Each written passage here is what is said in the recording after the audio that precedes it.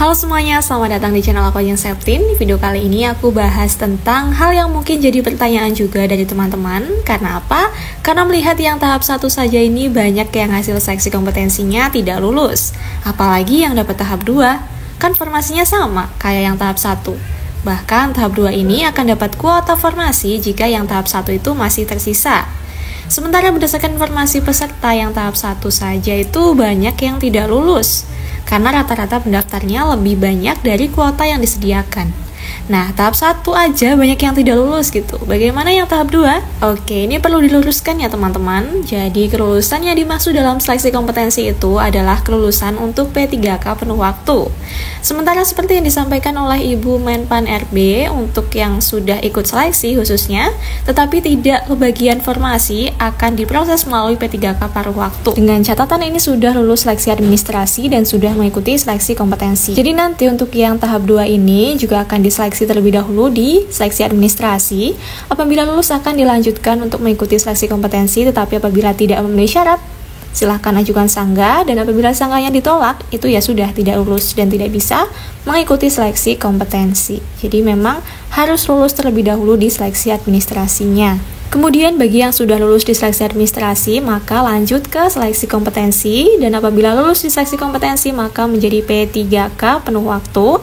Tetapi apabila di seleksi kompetensinya yang tidak lulus sesuai di alternatif solusi ini, akan diajukan atau dipertimbangkan untuk menjadi P3K paruh waktu. Nah, pengusulannya ini dilakukan oleh PPK atau Pejabat Pembina Kepegawaian berdasarkan hasil pemetaan tenaga non-ASN. Nah, siapa sih Pejabat Pembina Kepegawaian ini? Nah, untuk di kabupaten atau kota, PPK ini adalah bupati atau wali kota. PPK ini mempunyai kewenangan untuk menetapkan pengangkatan, pemindahan, dan pemberhentian ASN, serta pembinaan manajemen ASN di instansi pemerintah sesuai dengan ketentuan perundang-undangan. Kemudian untuk yang P3K paruh waktu ini, seperti yang disampaikan oleh Pak Abbas Subagia di sini, akan tetap dapat SK, kemudian nomor induk P3K, tetapi untuk gajinya memang belum seperti yang P3K penuh waktu, tetapi seperti saat menjadi honorer. Cuma ada kabar baik, yaitu apabila instansi butuh dan anggaran bisa, maka bisa langsung menjadi P3K penuh waktu. Artinya tidak perlu tes lagi kah? Ya, seperti itu apabila dilansir dari apa yang disampaikan oleh Pak Abbas Subagia pada saat raker Komite 1 DPD RI bersama Menpan RB dan Kepala BKN 3 September tahun 2024. Sementara untuk yang PPG Prajab di sini menempati prioritas terakhir ya. Seperti yang disampaikan Pak Ferry bahwa PPG Prajab diseleksi untuk mengganti guru pensiun di berbagai daerah. Maka tidak perlu risau, tidak perlu khawatir. Secara umum lulusan bisa melihat tadi ya Bu ya, daerah mana yang bisa mereka pilih, lalu mengikuti seleksi. Namun persaingannya hanya dengan sesama lulusan PPG calon guru saja. Jadi nggak bersaing dengan. Tetapi baru-baru ini ada kabar jika beberapa daerah tiba-tiba itu formasinya berkurang bahkan nol.